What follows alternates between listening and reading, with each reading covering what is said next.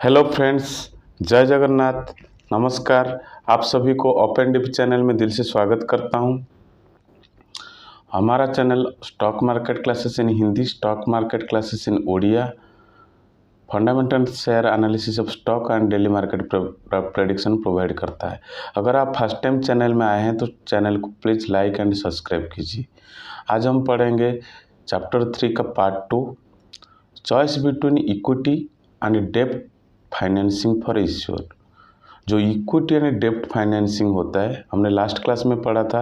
What is equity, what is डेब्ट, what is hybrid securities, what is commodities, what is derivative, what is structured securities, what is electronic gold receipt.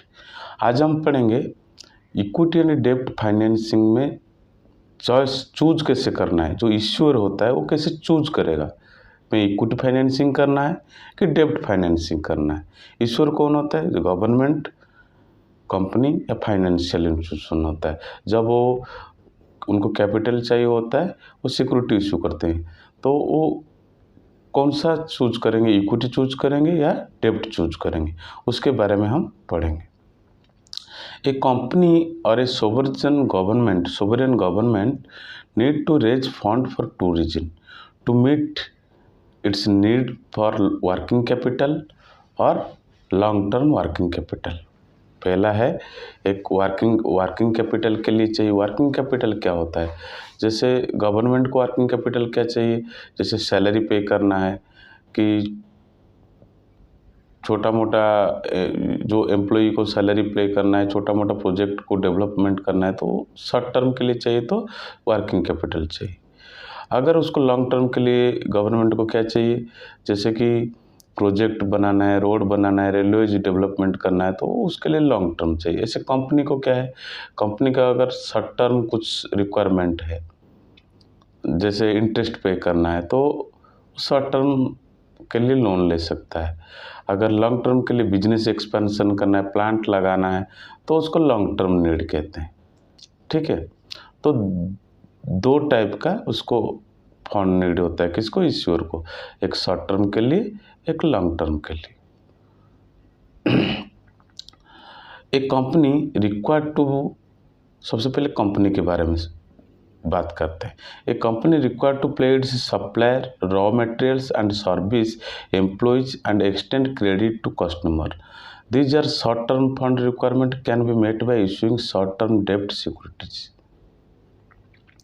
अगर company को, जो company का जो suppliers होता है, raw material supply करता है कंपनी को, अगर कंपनी का जो एम्प्लॉयज़ है उनको सैलरी पे करना है, या जो सप्लायर है उनको क्रेडिट देना है, तो उसके लिए उसको शॉर्ट टर्म रिक्वायरमेंट चाहिए फंड का, तो उस टाइम वो क्या करेगा, डेब्ट सिक्योरिटी इशू करेगा।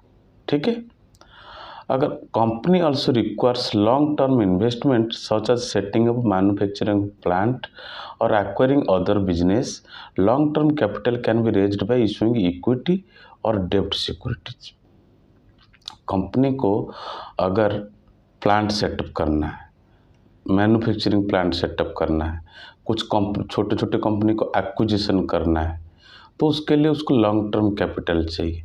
तो उसके लिए वो इक्विटी भी ले सकता है, डेब्ट भी ले सकता है। मैक्सिमम इक्विटी ही चूज करते हैं उसके लिए जब लॉन्ग टर्म नीड होता है।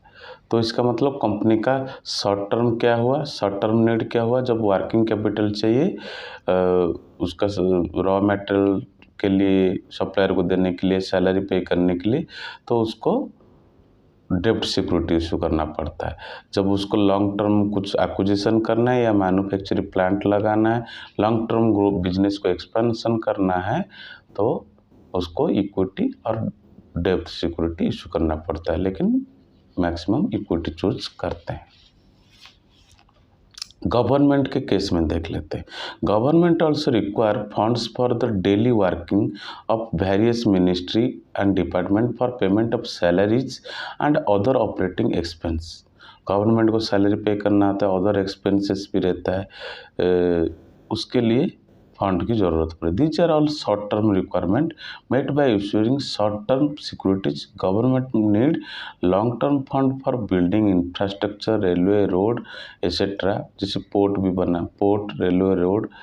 हाउएवर गवर्नमेंट इशू ओनली डेब्ट capital with varying tenure to meet their capital requirement. Government क्या करता है, इक्विटी नहीं इशू करता, डेब्ट कैपिटल इशू करता है। उसका कुछ टेन्योर रहता है, जैसे 164, 364 डेज, 182 डेज, ऐसे 3 महीना, 6 महीना, ऐसे उनका टर्म रहता है। उसमें डेब्ट कैपिटल इशू करके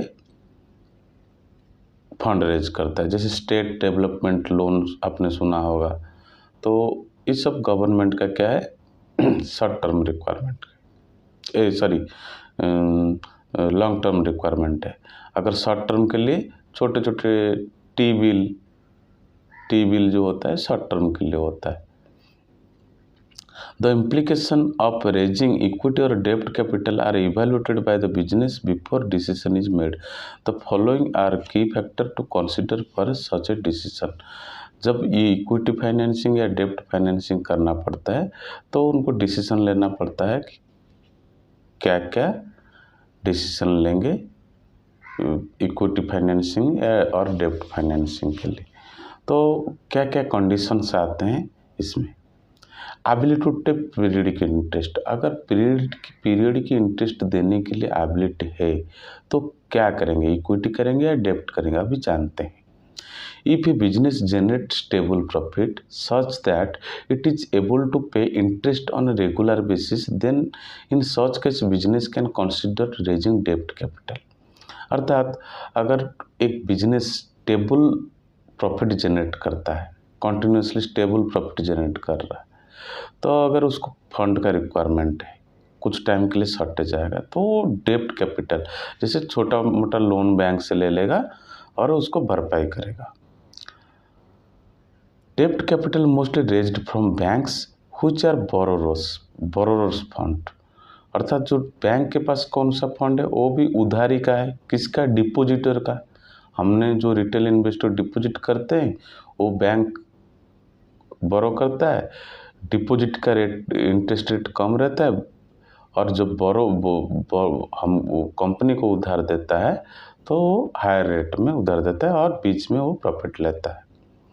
अब एक एग्जांपल, अभी जो हमारा फिक्स डिपॉजिट रेट रहता है 7%, 7.5%, या नॉर्मल सेविंग अकाउंट का 2.3%, 2.7% रहता है, तो कंपनी उस फंड को क्या करता है 14%, 15% में कंपनी को देता है, और जो बीच का जो प्रॉफिट हो गया वो बैंक रख लेता है। If the business that does not generate steady and regular profit may choose equity over debt capital। अगर बिजनेस जो है कंटिन्यूसली प्रॉफिट जनरेट नहीं करे, मान लो इस क्वार्टर में उसका प्रॉफिट जनरेट नहीं हुआ तो अगले क्वार्टर में होने का चांस है, या तो नेक्स्ट क्वार्टर में होने का चांस है, तो कंपनी क्या करेगा, इक्विटी कैपिटल इशू करेगा, डेब्ट कैपिटल इशू नहीं करेगा, क्योंकि डेब्ट कैपिटल इशू करने से उसको बैंक डिफॉल्टर होने का चांस रहता है, इसीलिए वो इक्विटी कैपिटल इशू करेगा। तो एक पॉइंट हो गया एबिलिटी टू पे पीरियड की इंटरेस्ट। नेक्स्ट पॉइंट हो गया willingness to dilute ownership of the company.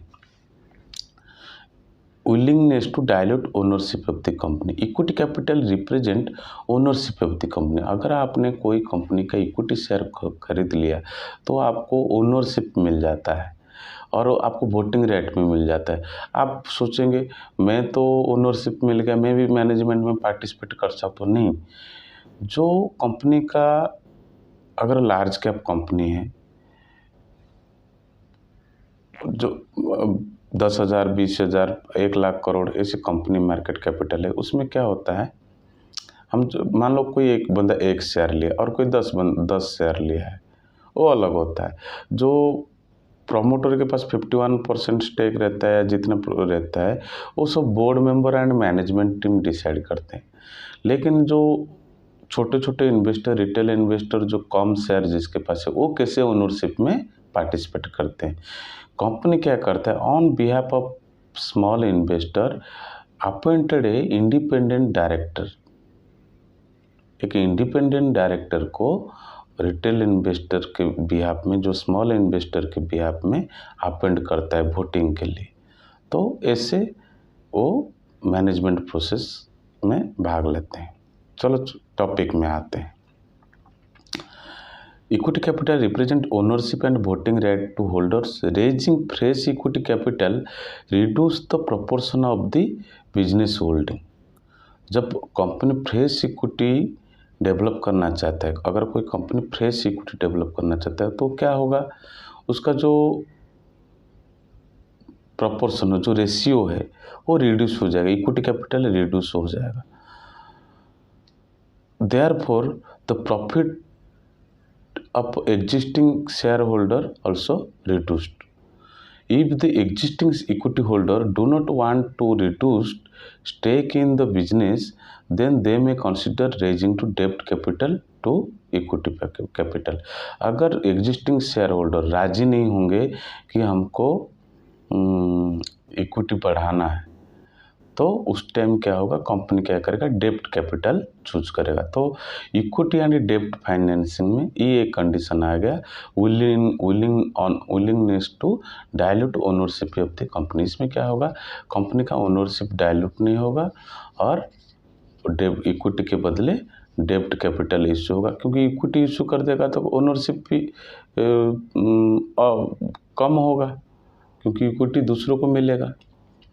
तो इसलिए एग्जिस्टिंग शेयर होल्डर अगर नहीं चाहेंगे तो डेब्ट कैपिटल इशू करके वो भरपाई किया जाएगा। तो ये एक कंडीशन हो गया डेब्ट कैपिटल चूज करने का।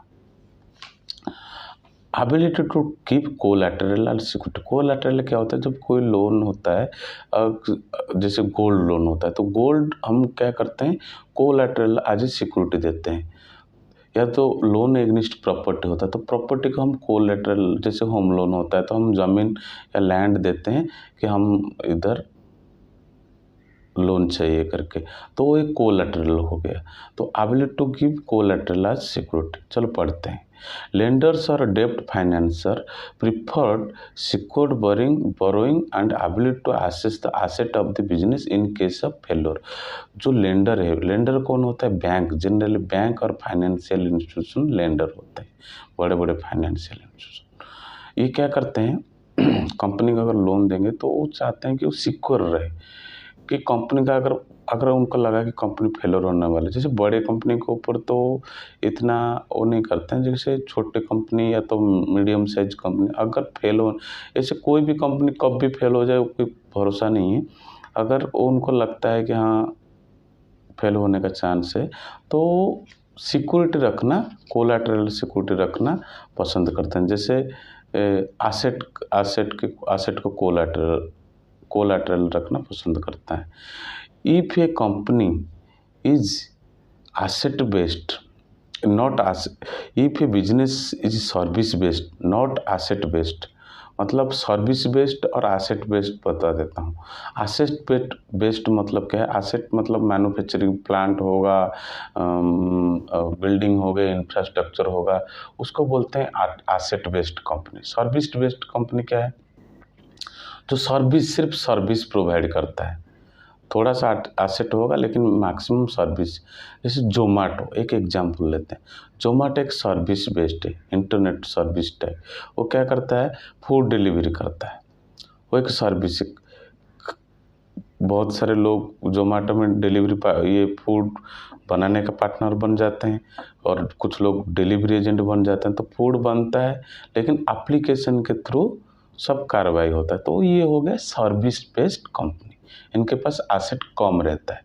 एसेट बेस्ड जैसे टाटा स्टील हो गया, एशियन पेंट हो गया, इनके पास बड़े बड़े इंडस्ट्री है, मतलब मैन्युफैक्चरिंग प्लांट है, जगह है, ज़मीन है। तो ये हो गया asset based company. If this business is service based not asset based then it may not have adequate asset to offer as collateral. उसके अगर वो सर्विस बेस है, वो कोलैटरल देने के लिए उसके पास उतना है नहीं, तो उस टाइम क्या करेगा, वो इक्विटी शेयर को एज ए कोलैटरल रखेगा, किसके पास, बैंक के पास। इन such cases equity financing is preferred to डेब्ट फाइनेंसिंग, अर्थात उस टाइम लोन ना लेके, जो डेब्ट ना लेके इक्विटी शेयर जो है वो मॉर्गेज में रखते हैं। Time period for which capital is required, मतलब टाइम पीरियड मतलब कैपिटल कितने देर के लिए चाहिए, उसके हिसाब से इक्विटी और डेब्ट को चूज करना है। If e capital is required to tide over short term capital requirement, a firm में चूज डेब्ट कैपिटल। अगर शॉर्ट टर्म के लिए चाहिए, कुछ ही टाइम के लिए चाहिए, तो कंपनी क्या करेगा, डेब्ट कैपिटल चूज करेगा। If it is common for business to borrow from bank or issue debt instrument to fund working capital, if there is a long term need, if debt investor unwilling to take risk, a firm issue equity capital। जो डेब्ट investor कौन हो गया, bank, क्योंकि वो invest कर रहा है किसके ऊपर, क्योंकि लोन दे रहा है, लोन देगा तो उसको प्रॉफिट जनरेट हो गया, तो उसका उसके लिए इन्वेस्टमेंट हो गया। तो कंपनी को अगर लॉन्ग टर्म के लिए चाहिए पैसा, अगर बैंक उसको रिस्क लेना नहीं चाहता, तो क्या करेगा कंपनी, तो इक्विटी कैपिटल इशू करेगा, किसके बदले, डेब्ट कैपिटल के बदले। ठीक है, तो ये हो गया चूजिंग बिटवीन इक्विटी एंड डेब्ट फाइनेंसिंग। ठीक है, उसके बाद पढ़ेंगे फीचर्स ऑफ इक्विटी कैपिटल। तो सेशन कैसा लगा, प्लीज़ लाइक एंड सब्सक्राइब। जय जगन्नाथ, जय हिंद।